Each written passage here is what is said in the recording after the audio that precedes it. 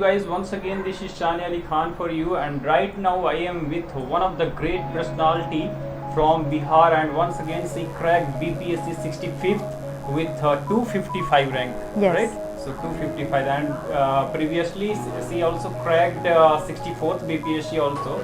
तो मैं चाहूँगा मैम कि आपने 64th को भी क्रैश किया और इसको भी क्रैक कर लिया है, तो आपके अंदर मतलब ये कैसे हुआ कि दोनों बीपीएससी को देना है, क्योंकि जून में ही इसका रिजल्ट आया था, राइट? और फिर उसके बाद इसका रिजल्ट, बहुत सारे बच्चों के माइंड में कन्फ्यूज़न ये है कि अभी बीपीएससी ने रिजल्ट दिया था जून में, तो वो किस चीज़ का रिजल्ट था, और ये जो तुरंत इतना जल्दी दे दिया है किस चीज़ का रिजल्ट है। बहुत सारे कॉमन बच्चे देख रहे हैं, तो उस कन्फ्यूज़न को सबसे पहले दूर कर दीजिए। एक्चुअली बात ये है कि जब 64th बीपीएससी थी उसका प्रोसेस स्टार्ट 2018 से ही हो गया था, जिसका 2019 में अप्रॉक्स मेंस हुआ था, फिर इंटरव्यू हुआ था जिसकी रिज़ल्ट एक्सपेक्टेड थी 2020 में।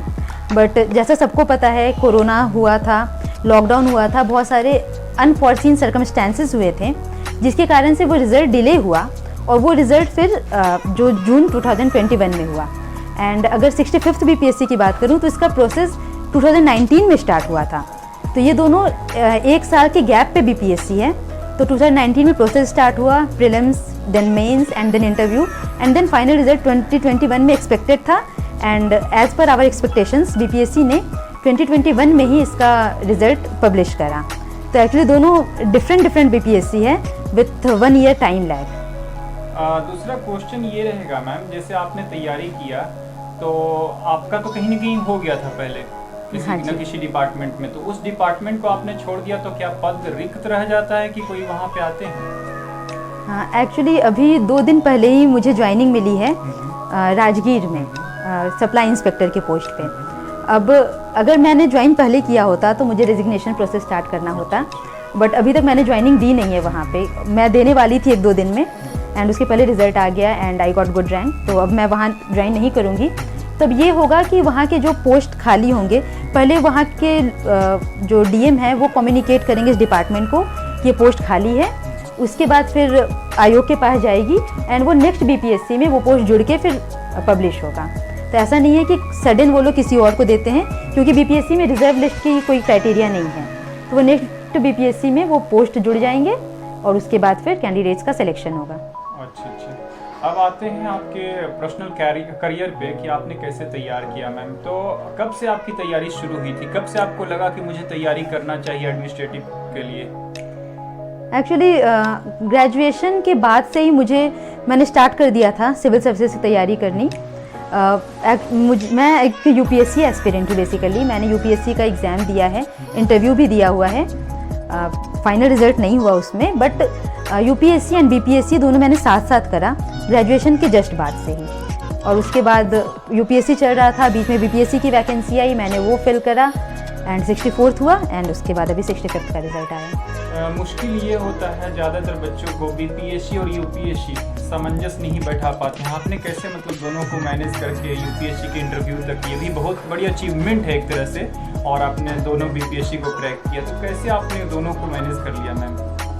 नहीं, बात ये सही है कि यूपीएससी और बीपीएससी एक्चुअली जनरल स्टडीज़ भले ही कॉमन हो, बट दोनों के क्वेश्चन पूछने का ढंग बिल्कुल अलग होता है, आंसर देने का ढंग भी बहुत अलग होता है। जहाँ पे यूपीएससी में आप 150 वर्ड्स 200 वर्ड्स में आंसर देते हो, वही बीपीएससी अगर मेंस की बात करें तो थोड़ा लॉन्ग आंसर्स डिमांड करता है। प्रीलिम्स में भी वही है, बीपीएससी में बिहार स्पेसिफिक क्वेश्चंस भी आपको करने होते हैं, जो यूपीएससी में ऑल ओवर इंडिया के ही क्वेश्चंस स्पेशली करने होते हैं, प्लस सीसैट होता है। तो मैंने ऐसा है कि यूपीएससी तो मैंने दिया था, बट जिस टाइम पे मुझे बीपीएससी देनी थी तो मैंने बीपीएससी स्पेसिफिक भी पढ़ाई करी, बिहार स्पेशल पढ़ाई करा। जो मेरा ऑप्शनल था वो यूपीएससी के अकॉर्डिंग रेडी था, बट बीपीएससी के अकॉर्डिंग रेडी करने के लिए मुझे शॉर्ट आंसर्स को थोड़ा लॉन्ग टर्म थोड़ा इलेबोरेट करके रेडी करना पड़ा। तो ये सब जो टाइम था ना कि बीपीएससी अब एग्ज़ाम लेने वाला, एग्ज़ाम की डेट्स आ गई, नोटिफिकेशन था, तो इस बीच का जो टाइम था उसमें मैंने ये सारी चीज़ें करी थी। अभी जो सबसे ज़्यादा बर्निंग इशूज जो चल रहा है मैम, ज़्यादातर लोगों का कहना ये है कि जो आईआईटी यानी इंजीनियरिंग फील्ड से उनका रिजल्ट ज़्यादा हो रहा था। आपका क्या फील्ड रहा था मैम? मेरा कॉमर्स रहा है, मैंने बीकॉम करा है गया कॉलेज से। तो उन बच्चों के लिए आपका क्या सजेशन रहेगा जिसके माइंड सेट में हो गया कि अब आईआईटी एनआईटी ये सब इंजीनियरिंग नहीं करेंगे तो अब नहीं हो सकता है, पहले का दौर दूसरा था, आपका दौर दूसरा है, बहुत सारा माइंड, ये निगेटिव माइंडसेट है जहाँ तक मुझे लगता है। हाँ जी, बिल्कुल। एक से एक रैंक 1 टीना डाबी भी लाई तो पोल साइंस से सही बात है, हमने सही एग्जाम्पल दिया। उनके लिए क्या सजेशन रहेगा? मेरा सजेशन यही है कि आप किसी भी प्री कंसीड माइंडसेट से तैयारी स्टार्ट मत करिए। आप एक प्लान बनाइए, स्ट्रैटेजी बनाइए, उसको कड़ी मेहनत के साथ फॉलो करिए, सक्सेस ज़रूर मिलेगी। ऐसा कोई इसमें नहीं है कि अगर आप IIT, NIT या फिर किसी इंजीनियरिंग बैकग्राउंड से आपका होना ज़रूरी है। बहुत सारे एग्जाम्पल मिल जाएंगे, जैसे इन्होंने खुद बोला टीना डाबी, अभी आप इस बार के रिजल्ट में देख लीजिए, उनकी बहन रिया डाबी, उनका भी पोल साइंस है। मैं अपना एग्जाम्पल क्या है बता, मैंने भी BCom करा है। तो ऐसा नहीं है कि आपको इंजीनियरिंग बैकग्राउंड से होना ज़रूरी है इसके लिए। बस प्लान, स्ट्रैटेजी और उस पर डेली बेसिस पे डिसिप्लिन्ड वे में उसको फॉलो करना, ये सबसे इम्पोर्टेंट मुझे लगता है। जैसा कि सभी पूछते हैं, मैं कुछ कॉमन क्वेश्चन नहीं पूछ रहा हूँ मैम यहाँ पे कि आपने कितने घंटे तैयारी किया, क्योंकि मैं जानता हूँ कि घंटों से फर्क नहीं पड़ता, कितनी इफेक्टिव लर्निंग, क्वालिटी लर्निंग की है। तो एक छोटा सा क्वेश्चन ये रहेगा कि आज के डेट में जहाँ तक मैं ऑब्जर्व करता हूँ, आपको किसी खास कोचिंग वगैरह में या बहुत बड़ा एक जो माइंड सेट रहता है कि मुझे दिल्ली जाकर ही तैयारी करना है, आपने गया से ही तैयारी किया, सेल्फ स्टडी से तैयारी किया, तो बाकी बच्चों के लिए क्या सजेशन रहेगा जो सेल्फ स्टडी कर रहे हैं? सबसे पहला तो ये कि आपको बुक लिस्ट जो सेलेक्ट करना है वो बहुत सेलेक्टिव सेलेक्ट करना है। आप किसी भी जो सक्सेसफुल एस्पिरेंट हैं या फिर जो पढ़ भी रहे हैं, बहुत लोगों को ये आइडिया होता है, एक बुक लिस्ट आप तैयार करिए जो सेलेक्टिव हो, उस पर आप पढ़ाई स्टार्ट करिए और उसको बार बार रिवीजन करिए। यहाँ पे selective book list, selective book, selective study materials और उसका बार बार रिवीजन, ये एक स्ट्रैटेजी है जो हर बार काम करती है। क्योंकि अगर आप एक टॉपिक पे 10 बुक पढ़ोगे, जबकि एक ही बुक को आप 10 बार रिवाइज करो, तो वो ज़्यादा इफेक्टिव है कि अगर आप एक बुक पढ़ो। ये मैं नहीं बोल रही कि अब एक टॉपिक है तो आप उतने ही लिमिटेड रह जाओ। हाँ, आप इधर उधर से आप कंटेंट इकट्ठा करो, बट एक बार अगर आपने कर लिया उसको बार बार आप रिवाइज करो। इट्स नॉट लाइक कि आपको किसी भी एक सब्जेक्ट में PhD करनी है। इट्स लाइक कि आपको ये एडमिनिस्ट्रेशन है, आपको जनरल आइडिया खोजता है कि आपको हर एक चीज़ के बारे में जनरल आइडिया हो। तो ये मैं बोल दूँ। थोड़ा सा फाइनली अब इसको ख़त्म करने वाले हैं हम लोग, तो लेकिन उससे पहले मैं जानना चाहूँगा, इंटरव्यू में क्या माइंडसेट रख करके जाना चाहिए, इंटरव्यू किस तरह से फेस करना चाहिए, लैंग्वेज वहाँ पे कुछ बैरियर होता है या क्या होता है, थोड़ा सा बताना चाहेंगे? इंटरव्यू का जो स्टेज होता है ना, वो हमारी पर्सनैलिटी को चेक करता है। जब मैंने इंटरव्यू फर्स्ट टाइम फेस करा था, मैंने बहुत वीडियोज़ देखे एंड सबका कहना था कि नॉलेज की आपकी चेकिंग हो चुकी है already, you have qualified means that means you have enough knowledge. And वहाँ पे वो लोग पर्सनैलिटी चेक करेंगे, आपका थॉट प्रोसेस चेक करेंगे।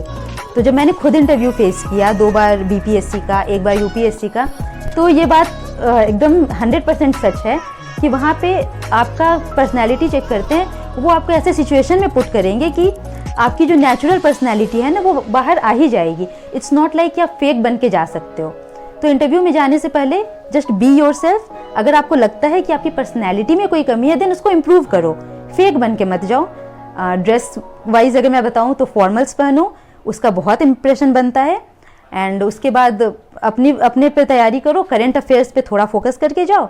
एंड रेस्ट वो लोग बहुत कोऑपरेटिव होते हैं, फिर वो लोग मैनेज कर देते हैं। एक फाइनल क्वेश्चन आपसे रहेगा मैम, जैसा कि कोरोना काल में पूरी तरह से 2 साल तक सिस्टम बंद रहा और आपका जैसे आपने ओप्ट भी जो किया है एजुकेशन डिपार्टमेंट को किया है, जैसा हम लोग भी काम कर रहे हैं बिहार के एजुकेशन के लिए ही, तो आपने क्या देखा बिहार के एजुकेशन में, आप क्या कर सकती हैं, क्या मतलब कमी रह गई है? हाँ जी, मेरा प्रायोरिटी भी एजुकेशन पे ही वर्क करना था। मुझसे इंटरव्यू में भी पूछा गया था कि आप कौन से सेक्टर में वर्क करना चाहेंगी, तो मेरा था कि मुझे एजुकेशन पे वर्क करना है। मैंने बिहार के एजुकेशन को जहाँ तक एनालाइज करा है खुद से, सबसे पहला तो ये है कि हमारा एजुकेशन सिस्टम ना फैक्ट्री बेस्ड अप्रोच फॉलो करता है। We focus much more on grades and just scores, जबकि हमें करनी चाहिए क्वालिटी लर्निंग की बात करनी चाहिए। जैसा कि आप लोग भी इसी प्रोसेस में हैं, क्वालिटी लर्निंग की बात है, स्किल बेस्ड एजुकेशन की बात है, इंटीग्रेटेड एजुकेशन की बात है। तो बिहार में ये चीज़ थोड़ी लैक है। सेकेंड थिंग है टीचर्स ट्रेनिंग की बात, क्योंकि जितने अच्छे टीचर्स होंगे, मेंटोर होंगे, उतने अच्छे बच्चों की एजुकेशन होगी। उसके अलावा फिर इंफ्रास्ट्रक्चर वगैरह तो गवर्नमेंट की है और अब तो मैं उसकी पार्ट होने वाली हूँ, तो वो सारी चीज़ें हैं। बट मेनली मुझे टीचर्स ट्रेनिंग और ये क्वालिटी एजुकेशन की बात लगती है कि जो बिहार में होना चाहिए।